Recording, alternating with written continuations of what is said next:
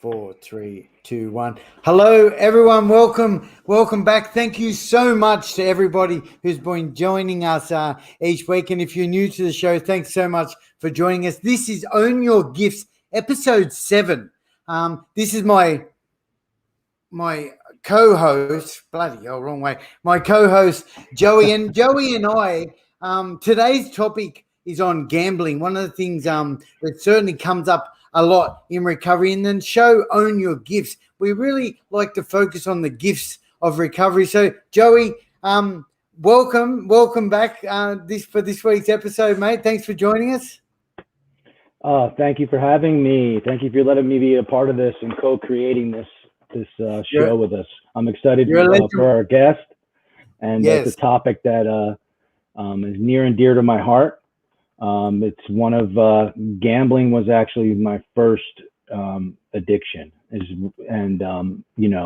definitely a big part of my story, and it's one of those addictions that sometimes flies under the radar, until it's way too late. And I've seen it devastate homes and tear apart relationships and destroy businesses, and it's a nasty subject.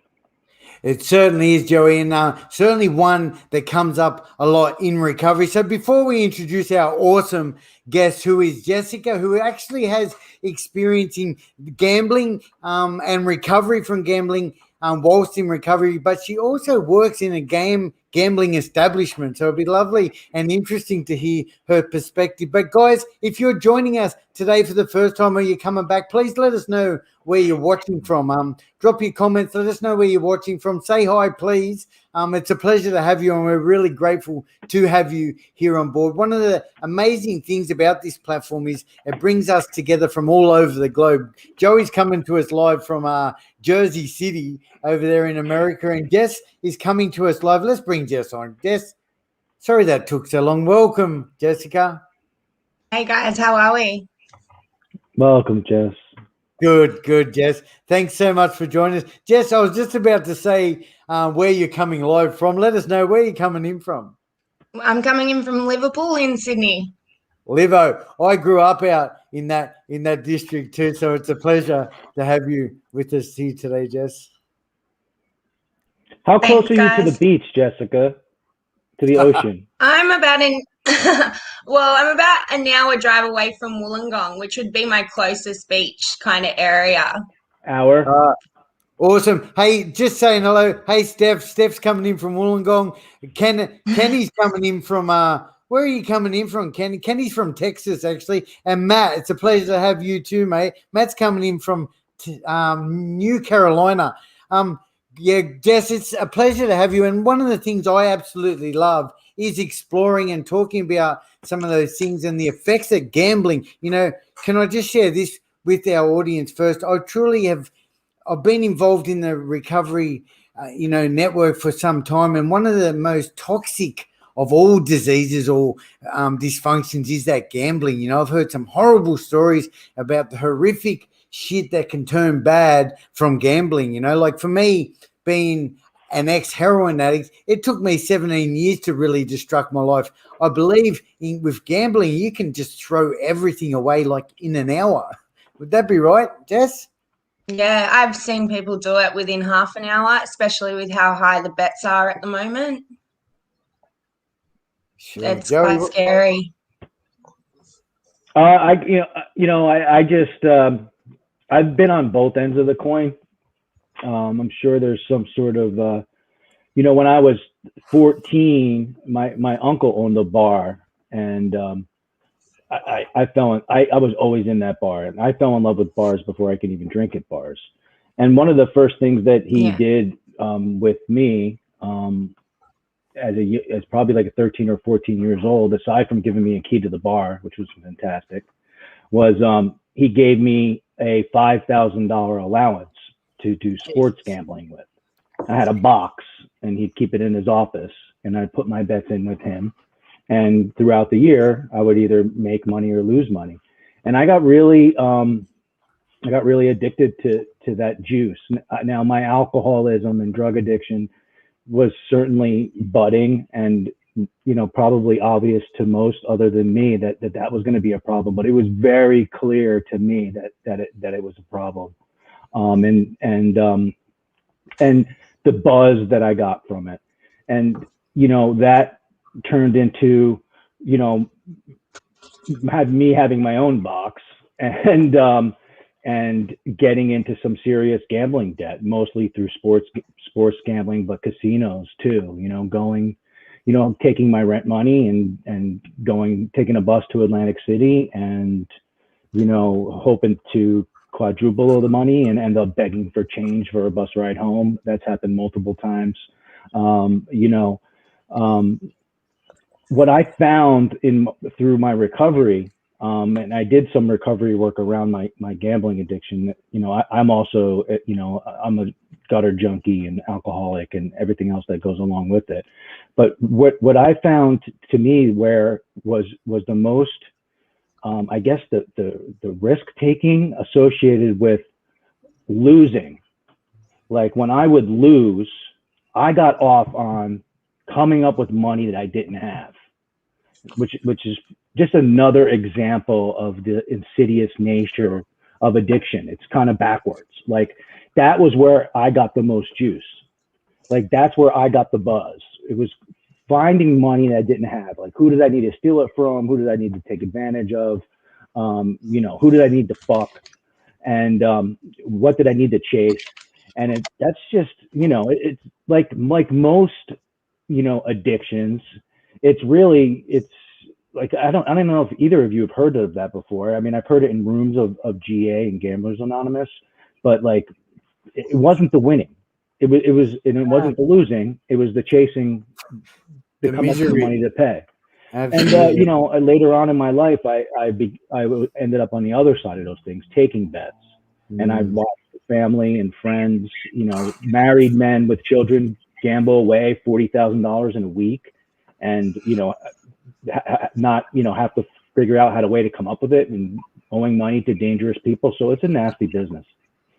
Tell us, Jessica. Tell us about her story, mate. Like I just heard Joey mention that he had a part of being on the other side of the fence too. Tell us what's your story with gambling. Oh yeah, I grew up with a father that was a gambler, and I started gambling when I was 18, and it wasn't something that fazed me too much until I started using. And just saying about getting that money to keep gambling and what you do to do that. I didn't see it as a huge problem when I was using, but looking back, I was like, hold on, we were in a pub every single day. Like, how the hell did I get the money to go and gamble every single day? I don't know. But I do know, I was doing stuff that I shouldn't have been doing, and I did cop the consequences of that. The whole saying, jails, institutions, and that is where my choices led me. But yeah, now also being a gaming attendant in a gaming room, I see a lot of people that are me, and I see them putting in $2,000, and I'm like, where did you get that $2,000 from? Like, because I can assure you now, you do not have $2,000 legitimately in your account. And I think about it all the time. Whose card are you using? Where is that money coming from? And it is hard because I've got to stand back and say nothing, and that's my role, and it pays my bills at the moment.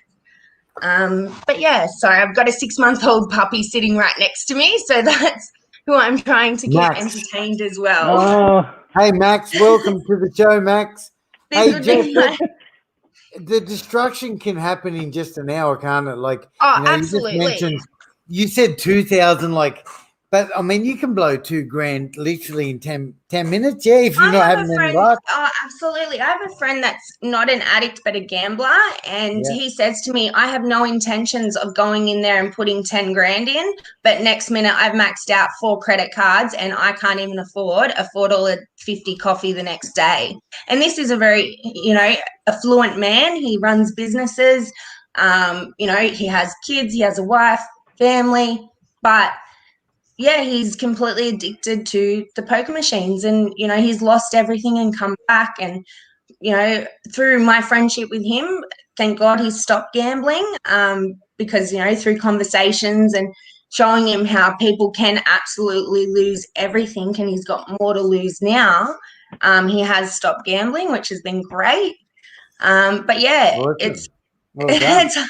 it's been hard to sit back, and he was a friend prior to me coming in as a gaming attendant. So, you know, as my role legally, I can't tell people that they have a gambling problem either. I can't, That's you know, amazing. stop them from gambling, which is very, very No. hard. I can tell them that there are, you know, 1-300 gamblers, and I've told them about Gamblers Anonymous. And that's only if they come to us. So I can't go to them and say, hey, do you know there's Gamblers Anonymous that you can go to? But if they come to me, then I can let them know about services.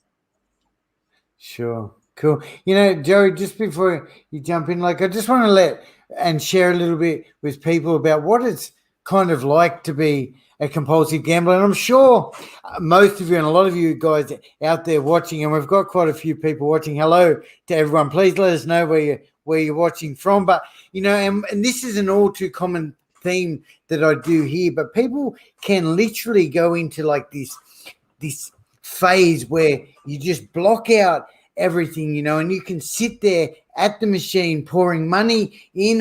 Every phone call that's coming in is just like, oh, fuck off. Like you hear that phone, just like, get out of my way. I don't want to do this. You don't want people around you. Those compulsive gamblers also become really, what's that? Like they have rituals, a lot of rituals too, you know, like they might have a pattern that they follow. If there's somebody standing near them, they're jinxing them. Like there's all this crazy shit that happens in a compulsive, and I know this stuff from experience, guys. I'm not telling you stuff that I've heard. This is stuff that I know myself personally. And even more important than all of that, you know, if you're someone in recovery and gambling, which was certainly my story in the early days, I believe like I'm missing this massive part of this journey to spiritual wellness. You know, my spirit is coated, is blackened by this darkness of gambling. It gives me anxiety. It's a horrible, horrible thing. And just, you know, one other thing that I talk about and I've heard from people is some of the symptoms from compulsive gambling are absolutely horrific. Like one guy used to share with me how he used to vomit blood, you know, which was due to the extreme stress that he was under because he'd blown his house, he had all these obligations, and he was vomiting blood from gambling. So anyone out there, and to make it even worse, it's socially accepted. In fact, I don't know about you, Joey, over there in the States, but, well, actually I do know because I've seen the ads, but it's on the telly all the time, responsible gambling. Oh, that's just my little spit, sorry. I mean, it's legal, you know. Legal, yes. It wasn't always that way. Sports gambling wasn't always legal in New Jersey, but they always had casinos in New Jersey. But sports gambling always went on, but now it's even legal. Sports gambling is even legal, and you can do anything online. So, you know, I think it's interesting. Like, I'd like to hear a little bit about Jessica's recovery from drug addiction. Like, did you say that it went that the gambling fueled the drug addiction, or the drug addiction fueled the gambling? And what you mentioned that it did bring you to, you know, it did destroy your life, and you lost most everything, and you ended up in institutions. But how exactly did you find recovery? Was there a point where, you know, I guess a jumping off place that you reached where you decided that enough was enough, or was it some sort of divine intervention, or was, you know, consistency with just coming back and coming back and coming back until you got it, or you just had enough pain? How is it that you found recovery? And talk a little bit about how you maintain that recovery today. Yes, Jess. Yes. It's been 5 years, this recovery. I haven't done all the suggested things. For me, I've maintained my recovery from my drug of choices, which were meth, and in my last relapse, I did pick up heroin as well. I went all out. I was actually a really, really good Catholic schoolgirl, came from a really perfect family. I didn't actually start using drugs until I was 23. When I started going out in the party scene in Sydney. So it was quite, I was in a lesbian, gay party scene, and it was all they did. It was the rage. It was drinking. I did drink to black out when I was younger, but that was because I didn't do drugs. And then I started doing speed, and and it kind of just went from there. But it was very quick. My downfall within 2 years. I was begging for help. Like, I was like, no, this isn't where my life's meant to be. Because I come from a very, very good family, and none of them have been to jail. None of them are drug addicts. They don't understand me at all. I'm very, very, very different. But yeah, and it was a bit of divine intervention that first time at 23. I had some really good caseworkers that got me into a rehab in Sydney called Who's. And I just kept coming back. I have relapsed a number of times over the last 10 years. I could only get like 12 months up or, 14 months. And I've said this to Danny before. I never felt part of. I never felt accepted within NA and within my recovery, but it wasn't. And he actually said to me, I think that was more you. And I have learned over the years that it was more me, because I hadn't accepted who I was as a person. And I'm still working on that. I'm a work in progress. As I said, this recovery, I haven't done the suggested things, but I just keep going every day. Work every day. I work hard. I've gotten to positions within hospitality that I never thought I would. Due to my past, I have been to jail. So, that's what got me this last recovery, was going to jail, and I got on the drug court program. Again, a bit of divine intervention. I should have never gotten on the program. But somehow I had Sue Jeffries, who's very well known over here, going to bat for me. Yeah, and which was really good. And did 18 months on the drug court program, and I had screws telling me, what are you doing here? Like, I did look like a junkie, but they could see that obviously I could do better with my life. And I really have in the last 5 years. I've had some knockbacks. I've had, government agencies knock me back constantly, trying to get into the industry, but that's how I've stayed in hospitality for the last 5 years, because I kind of had no choice. I knew I had to keep working because that was keeping me motivated to stay clean. But yeah, it's been a hard journey the last 10 years. I wouldn't, wish my journey on any young girl at all. During my using, I traumatized myself a lot. It was hard during those years when I was using. I was hanging out with people that I shouldn't have been. I was living in Mount Druitt, which over here is one of the rougher suburbs. Coming up against, nationalities that normally would have beat the shit out of people, but for some reason, by the grace of God, I survived things that I shouldn't have. So yeah, and I just think I'm meant to be here for a reason, and I don't want to give it up. And yeah, and it's just that gratitude of actually being alive that keeps me going every day.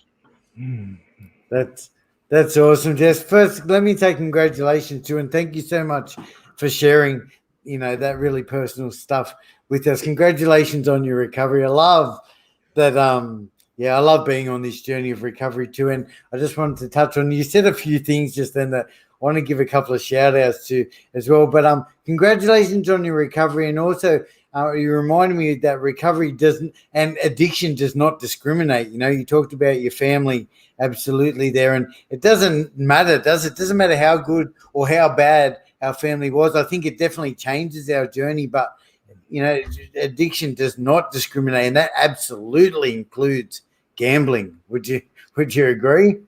Oh, absolutely. Like my father, Yeah. I look at him and you would never think that he would be a gambler or, Yeah. that he would even think of putting, something before his family because me and my brother mean the world to him.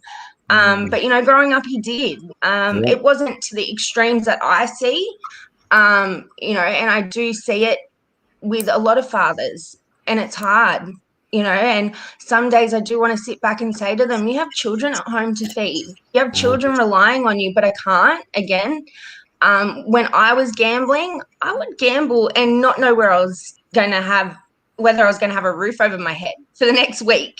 You know what I mean? Because I was gambling when I was homeless and we didn't have a car or anything. So it was literally, we were staying up for days on end, just wandering the streets and going to pub after pub. We had money to put into the machines and money to get on, but we had no money to feed ourselves or put a roof over our head. It's crazy, isn't it? It's the crazy thinking. And, and then also the fact that I do sometimes say, oh, no, it wasn't that big a deal. But it really was because, there was a time where my ex won $1,000 and then disappeared for 3 weeks. And I literally had nothing on my ass, but she was like, yep, bye, see ya, with 15 grand. And, that was it was a dog eat dog world. It gives me anxiety even hearing, like gambling really gives me anxiety. Like, just when you're at the pub and you hear the sound of those machines, which is very manipulative, by the way, that's exactly why they do it. But like you hear the sounds from the eating area, it gives me freaking anxiety. Joey, before you jump in and before you continue, Jess, I love that you gave a few shout outs. You mentioned Who's, so I just want to say, if anyone's watching too, big shout out to Who's because they've made such a dramatic. Joey, that's a very common rehab out here in Sydney that I literally know hundreds of people who are living and changed their lives because of that service. Drug court is also something that I was involved in. And Sue Jeffries is actually a friend who I spoke to just a couple of days ago as well. So I love that we mentioned her. And lastly, Mount Druitt, like the amount of people that I've connected with and good friends who are from Mount Druitt and changed their lives. And so what, Mount Druitt? It's just one of those bad stereotype names, isn't it? Is. It gets a bad rap at times, but I love that But it's such a great area. That's the best. So, look, I love talking about all this stuff. Joey, what do you think, mate?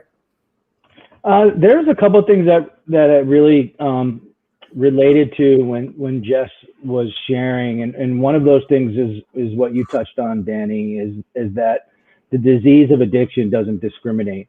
Around here, we like to say from Park Ave to Park Bench. Like Park Ave is like the big, the biggest street in New York City. And, it doesn't necessarily matter what your age is, what your sex is, what your socioeconomic status is, what your political views are, what your race is, your sexual orientation. It just destroys. Absolutely. And also the I guess stereotype that most people think people who get wrapped up in addiction, and don't get me wrong, a lot of people do come from dysfunctional homes or come from poverty or come up against discrimination or abuse or trauma and things of that nature and turn to alcohol and drugs. But there are just as many people out there, and Jess reminded me of that, and I'm one of those people, to be honest with you, is that like I didn't come from an abusive home. I didn't really have any abuse. As far as I know, I'm not aware of any major trauma. I always had everything that I needed, and I always felt safe in my home. And, the key thing I had a lot of friends. I always did well in school. I always did well in athletics. And like, I always felt, and you mentioned this too, Jess, I always felt broken. I always felt other than, I felt separate from others. I was always comparing my insides with other people's outsides. And that's the nature that's that hole in the soul that we fill with addictive behavior. Like we said, like I wrote in the post, it wears many hats.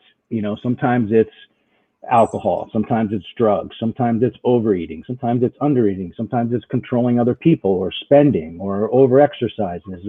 You name it.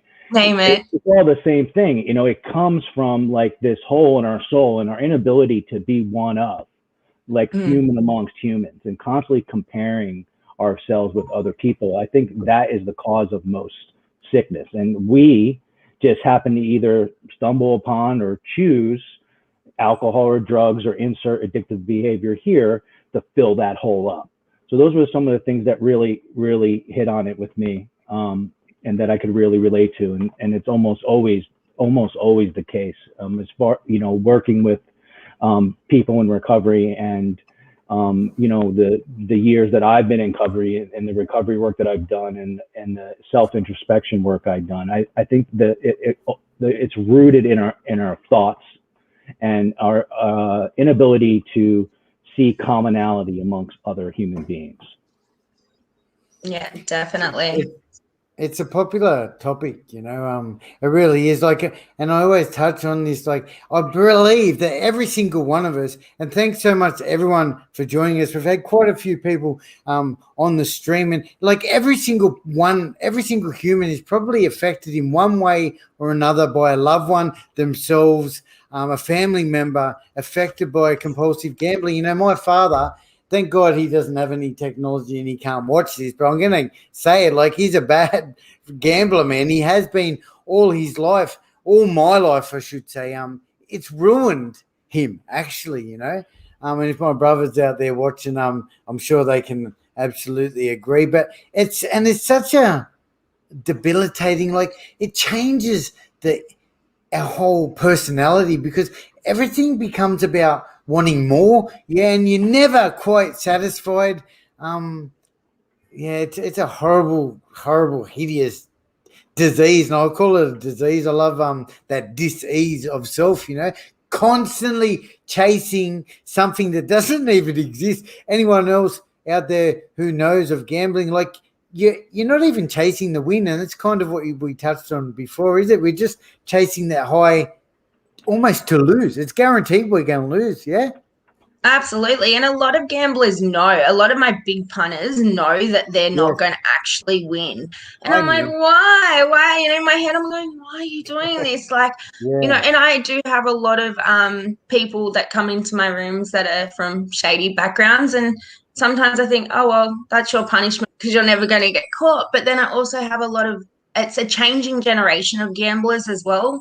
I'm finding, I've worked all over Sydney, and I'm finding there's a lot of younger ones coming through. It's like a new generation of criminals coming through. And that's hard to watch, you know. I'm seeing 18, 19-year-olds coming in with $5,000, $10,000, and it's like, where are you, you know, what are you doing to get this money? And, you know, I recently had a young one tell me that he was actually stealing from his parents. He's 21 years old. He's the oldest of 7 children. And his brother belted the crap out of him. And I said, when are you going to learn? I said, your family won't put up with this for much longer. You know, you're 21 and you're doing this. What are you going to be like in 10 years' time? And they have no consequential thinking at all. Like, he has, as he was telling me this, that he'd been stealing from his parents' savings, there was no emotion, nothing. And I was like, okay, you're heading for a very serious bad path. And but their comebacks, if I do say this to us, is, well, no one cares about us anyway. No one gives a crap. And that's when you know that they have the disease of addiction as well, is when they're saying, like, it's so real for them. Yeah, for sure. Hey, Jess, tell us a little bit about what else you do. Let me just a sec. I just pulled up something here. What's addiction doesn't discriminate? I know you are quite passionate about this subject, absolutely. And Joey, I don't know if you're aware of this with Jess, but Jess loves to advocate for a lot of people. In fact, I get caught up in conversations where it sparks up this another bit of energy from Jess when talking about this stuff. So just share a little bit about that for us. And if anyone out there would like to support Jess, absolutely, you can look up ADD, Addiction Doesn't Discriminate, on Facebook. Follow her, like her, engage with her. She's the best. Jess, tell us a bit more about that. Well, as we all know, and as Joey said, that was one of the things that resonated for you is that addiction doesn't discriminate. I also don't have a background of any major trauma or sexual abuse or anything like that. But I was born with the disease of addiction, and I do have mental health issues as well that were brought on from my drug use and prior to my drug use as well. So I have generational mental health. So my grandmother had it as well. And I just want people to be okay with that. It's okay to say that you're not okay, and it doesn't matter what background you come from, whether you're from Mount Druitt or the Northern Beaches. Doesn't matter if your parents are together or not together. You know, my parents are still together. They're hard workers. People say, "Oh, you come from such a good family," and I really, really do. And I just want other people to know that it's okay, because I come across so many people that to everyone else they look so normal and they shouldn't have issues, but they really do. And mental health doesn't discriminate at all. And here in Australia, there's not enough services to support the amount of people that are struggling here. Every second or third person you talk to, you know someone that is either using drugs, whether it be coke, pot, ice, it doesn't matter. It's happening. Coke has become very socially acceptable here. Gambling, very socially acceptable. Drinking is a massive thing here in Australia. All you Aussies love a beer. And, you know, it leads to a lot of people losing their lives. Every person I know close to me that's lost their life has come from a background that, you know, they don't look like addiction should have affected them nor cost them their lives, but it did. And, you know, a lot of those people I did meet in rehab and they were given a chance.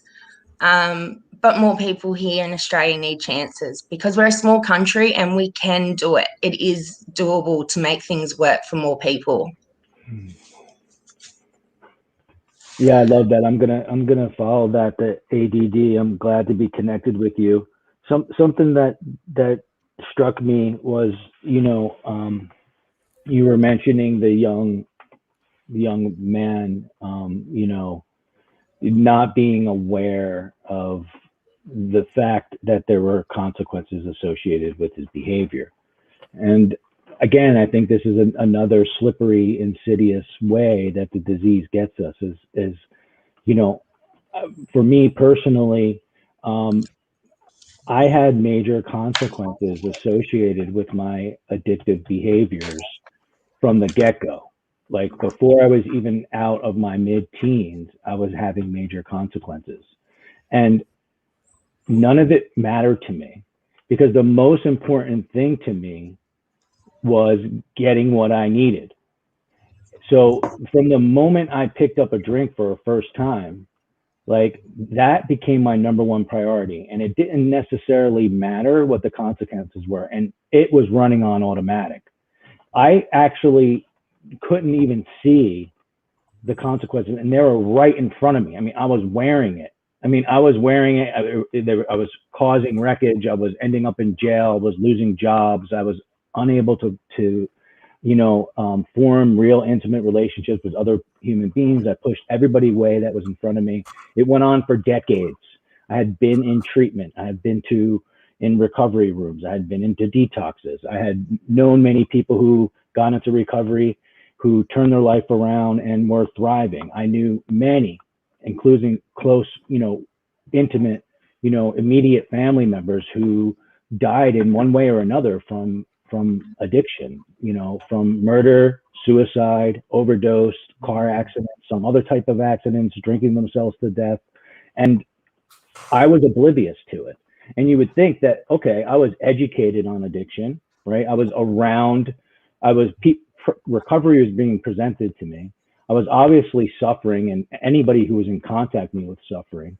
And 2 decades later, I still could not see it.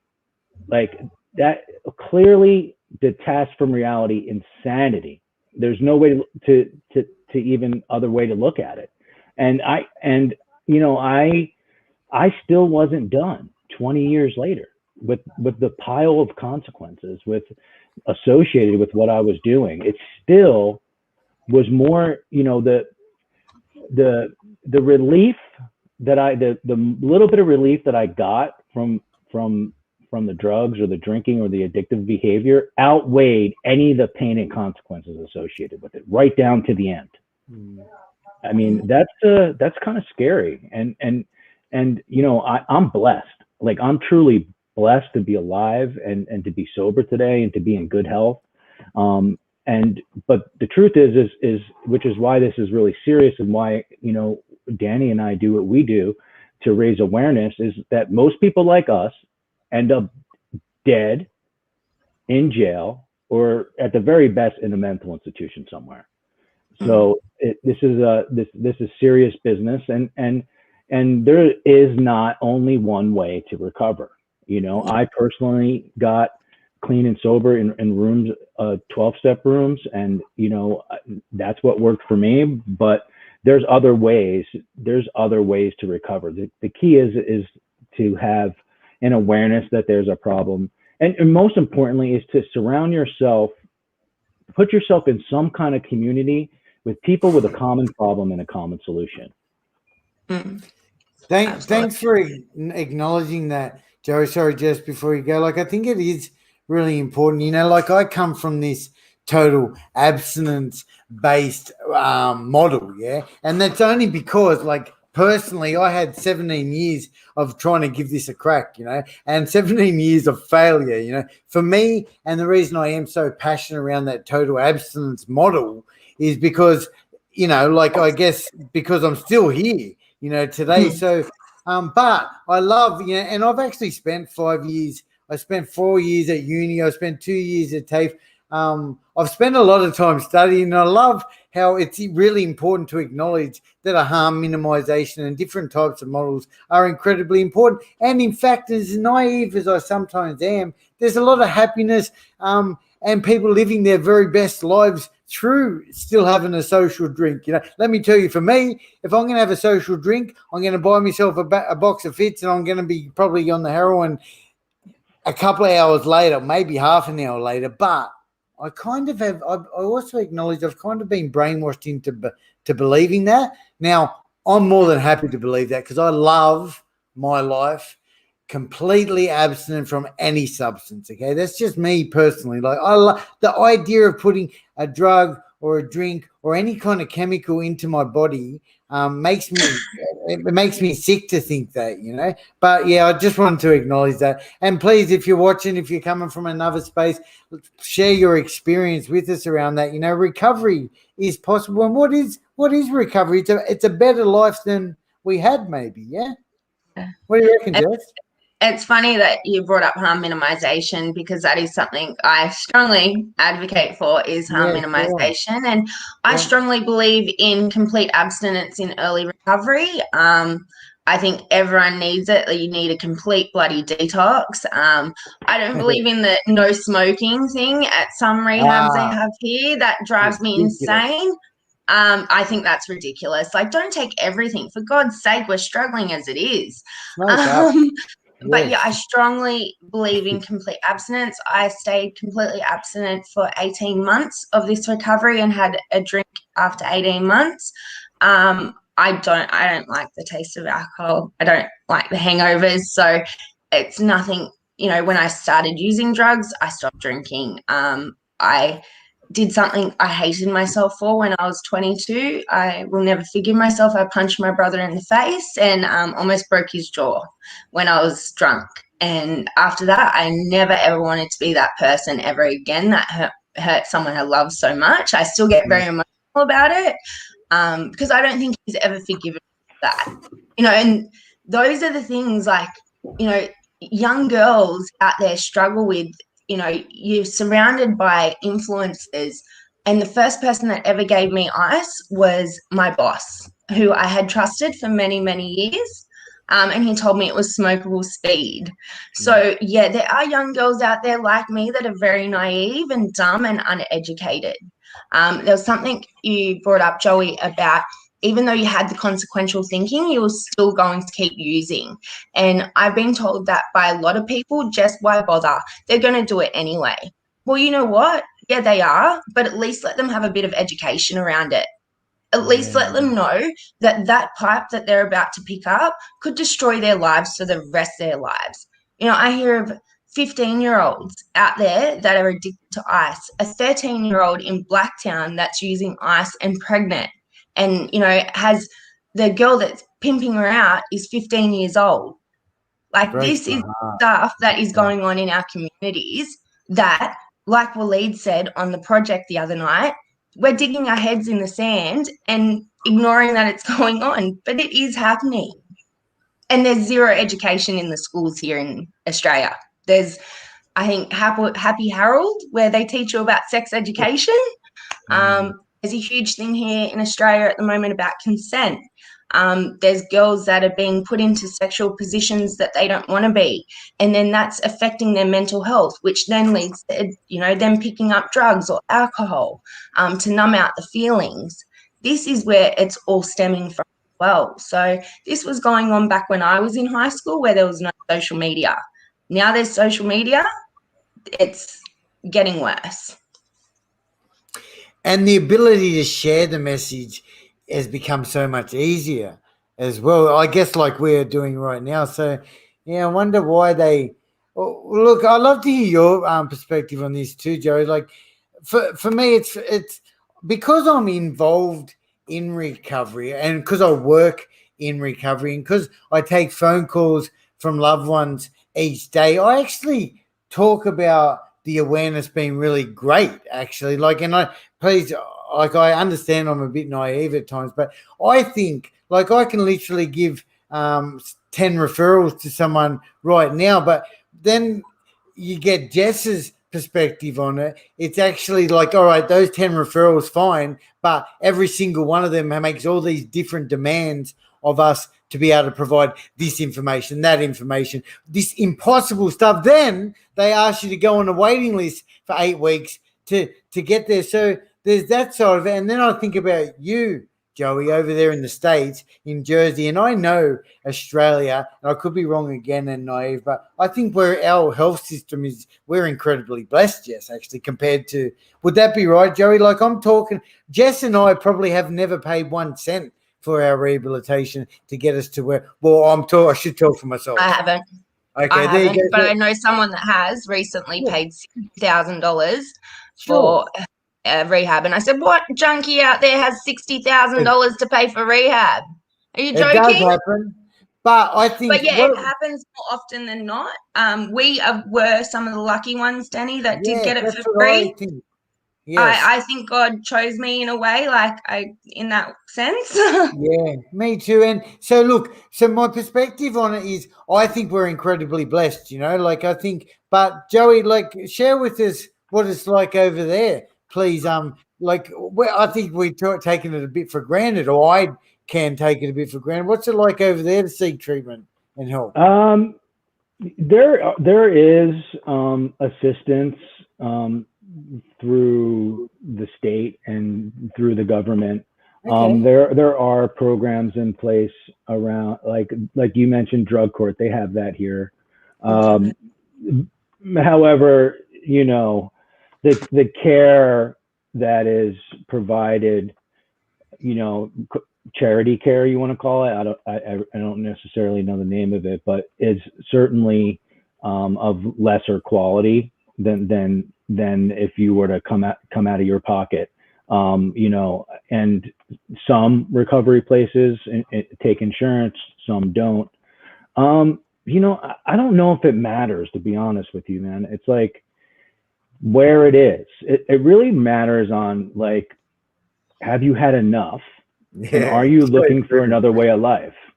Like, yeah, I don't think it matters whether you're getting it from, you know, like, you know, this last time, I mean, I've been in, you know, nicer detoxes. I've been in nicer treatment centers. You know, this last time I detoxed on the floor at the hospital, you know, so it's like, I got sober, I stayed sober, you know, was it a gift? I'm sure. I'm sure that I was blessed. And however, you know, those places, you have to get out of those places. And, you know, even rooms of recovery or rehabilitation centers or outpatient programs or drug court programs, it's like, okay, you go, you're there for 3 months. I mean, I was inpatient for 6 months. You know, I was in a halfway house for 11 months. But, you know, even in my recovery today, if I'm in a recovery, you know, room, you know, an hour a day, and I spend another hour a day working on with my recovery tools and my tools to grow and contribute beyond myself, like, what am I doing the other 23 hours of the day? I think that's what it really is all about.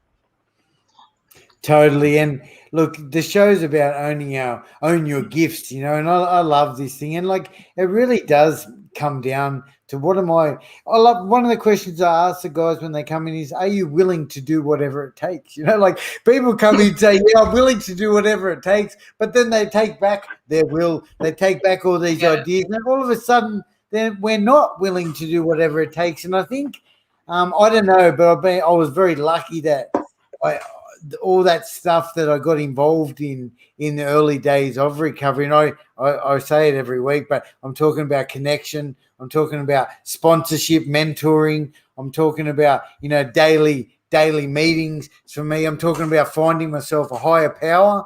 And even lastly, and most importantly, like talking to people, being brave and reaching out, asking for help, because I thought, well, I don't know if I ever thought I could do this alone, but I was doing it alone, you know, like, so yeah, owning our gifts. And we talk about the gifts of recovery today. Well, I certainly am, and I've heard some from you, Joey, and also from you, Jess. I want to acknowledge too that we are so incredibly blessed. You know, I feel so blessed.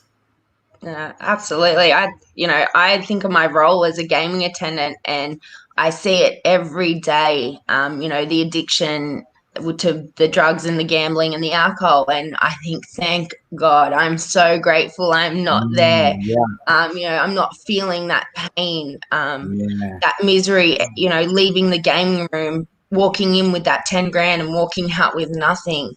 You know, I don't have to feel that anymore. I don't have to wake up in the morning feeling that misery of how I'm going to pay my bills for next week. You know, I've got my beautiful puppy. I've got my own place.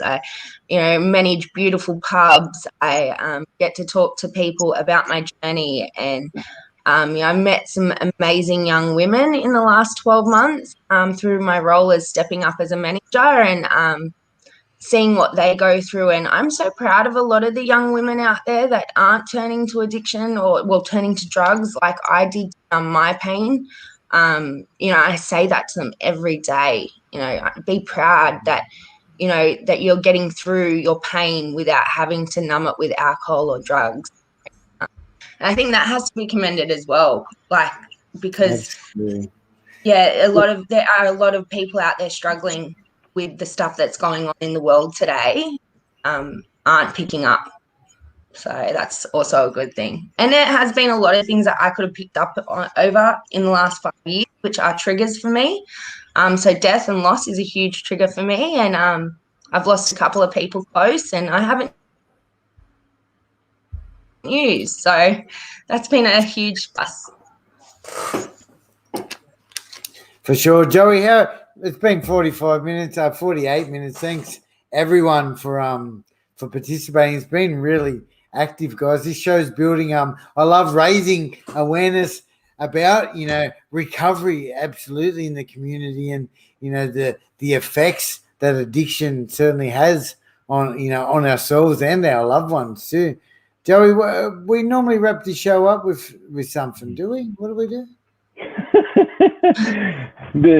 What we like to do is try to share a tip, a tool, a strategy, a practice, an exercise we use to increase our life force, plug into gratitude, you know, stay content, and to be as happy as we can. You know, I some of that was taught about, you know, we talked a little bit about our thoughts today, and you know, I think it was mentioned that it's super important to keep the pain close and the gratitude close, because if those two things don't get too far apart, I have a good shot of staying sober today. But, you know, managing my thoughts is something I need to do. I need to, you know, stand on guard at the gates of my mind all the time, because we cannot control our thoughts. However, we can control our thinking, meaning which thoughts that we pay attention to and follow. And in the end, we are what we pay attention to. So, you know, I think a good first step to be able to do that is awareness of what thoughts that we're having that are of our lower nature, or our disease, or some people call it part X, or whatever it is that you want to call it, is to become aware of it and label it, identify it and label it as your lower nature, as your disease, as your, you know, your shadow self, whatever it is, the force that's inside of all of us that holds us back. And that's the first step, is to be able to distinguish those before you can start working with tools to be able to combat it. Because, you know, I mentioned how I believe that why I chose alcohol and drugs as a way of life is because of my thinking. You know, it's because I was thinking that other people didn't think like I did, and I compared myself with other people, and you know our thoughts, you know, drive our actions and our behaviors, and our actions and behaviors create our experiences, and our experiences create our emotions, and our emotions create our personalities, which create our life. So it all starts with our thoughts. So start by paying really close attention to your thoughts and identifying which ones are the lies and which one's the truth. Because my head lies to me constantly. I don't know about you. It's beautiful, Joey. Thanks so much for sharing your tip to increasing happiness and building gratitude and owning our gifts. Jess, I'll get to you in a second, unless you're ready. You ready to share your bit of wisdom? You go for it. Guys, all right. So you've got about a minute, Jess. This morning, I love this. I'm really passionate. I've had a couple of meetings today. Okay, I've been on this journey. Trying to build a business, an entrepreneur, an inventor, a founder. But anyway, this morning I had a meeting with two gentlemen down here in Piedmont, and it just struck me, right? Like all this hard work that I've done the last 2 years, it kind of came together in this little meeting. And what I noticed, and my piece of wisdom absolutely is that the more we give, right? The more we give as human beings, so I'm talking about service, you know, the more we give, I believe the more the universe will provide, you know. So this morning, this conversation was funny because one of the guys was talking to the other guy about raising awareness for something, and it struck me, well, that's exactly, I went to that meeting just to give, you know, but in fact I got something back from it. So remember, sometimes we, and especially as addicts, compulsive gamblers, alcoholics, we want some instant gratification. Like if I do something now, I want to see the rewards like in 5 minutes, you know. But if patience and tolerance and hang in there, and I always talk about having courage and being brave too, it's been my experience especially that the more I continue to give to mankind, let's just call it that, and I break it down, the more that comes back to me, you know. And I know and I acknowledge that some people have a really tough, and that might not be everyone's experience, but if we just focus on some of those real third world countries where the people are just so incredibly happy and kind and loving, think about their spirits. Like it comes back to that, doesn't it? You know, like the more we give, the more we share kindness and love, I feel like it comes back to me. So that's my bit of wisdom for the day. And now I'm really looking forward to hearing from you, Jess. What have you got? What nugget of gold have you got for us today? Improving your happiness. You guys have done really, really well. Like, I love it. We're experts. Well, for me, it was getting this little guy. For me, yes. increasing my happiness is definitely about connections with other people. And for me, he has helped me connect with so many people, other dog lovers, just walking down the street. And that is really what makes me happy, is just being able to talk with others all the time, and whatever it's about, whatever makes them happy, generally life makes me happy. So yeah, but you guys did so well with yours. Jess, Stole both the ideas. no, that's so important. But thank you, Jess. But like I met up with you for coffee down at the dog park recently, and you're part of a club, aren't you? You're part of I the dog club. am. And it's so important. It goes to that connection. That's what brings happiness, isn't it? This connection with other human beings. We're human beings. We're not made to isolate, are we? We're built to connect with others. And when we can drop our fronts and connect authentically with others, that's where the gold is. Absolutely. I think it's so important that, animals there's so much that we could learn from animals. And the most important thing is the unconditional love that they show and their ability to stay present. Like, they don't have a human mind. The human mind is a shit show. What do they say? It's like the most recent scientific research that I read is they could prove through brain scans that 80% of our thoughts are negative and 90% of our thoughts are repetitive. As humans, like, addicts don't corner the market on that shit. Those are bad odds. Like, I'll take being a dog any day. Oh, absolutely. Cats, I love all animals. I'm a big animal lover. And guys, before we wrap it up, just one more time, if you're out there, if you'd like to support and follow Jess, that's the name of the group up on screen. Look it up on Facebook. You on Instagram too, aren't you, Jess? Follow her. Right. Support her, engage. It's a group, or is it your personal page, Jess? I'm still trying to work out social media, so I need to get Danny's help with it. But it's more just around people. I want people to be able to tell their stories on there, how they're dealing with the system here in Australia, and try and get some change and actually start listening to the people and the people that need the help. It is a very small country here, so what happens in America can seem like this is happening every single day, every single second. Here we don't have as many people. Like, I don't know. It worries me that we're going to lose so much of our next generation if something doesn't happen now. The World Health Organization is saying mental health will be the biggest killer by 2030.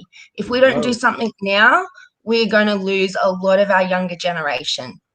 Well, please reach out to me. We're connected. Let me know how I could be of service to you and your mission. I could spread the word any way I can, or any way I can help. We really appreciate having you here today. Yeah, it's definitely, we can learn a lot from America, and America can learn a lot from us, I guess, which is great. Absolutely. Yeah, I mean, Joey, we're all one. Absolutely. You're a legend, Joey. Jess and I were commenting on how well you write as well, so I love what you're doing. Jess. It's time to wrap it up. Guys, I just want to say thank you to everyone who joined us again today. Thanks, Sean for joining us, to Lisa, to Joseph, to Kylie, to Paul, to Laurie, to Jake, to Kenny, Maddie, Steph. It's been awesome to have all you guys engage on the show with us, and I really look forward. Hey, Sarah, thanks so much for joining us too. It has been a cracker of an episode. Please join us again next week. I think we should get another Aussie guest on next week, Joey. You got it. Yeah, absolutely, man. Guest. And then we'll maybe you and I will join forces again, and let's just keep, guys. At the end of the day, wing it, guys, wing it. Yeah, we're just winging it, and I love this journey. Thanks so much, everyone, and we'll see you soon. Stay with us, Joey and Jess. I'm just going to end this broadcast. See you guys. Thank you, everybody. Guys.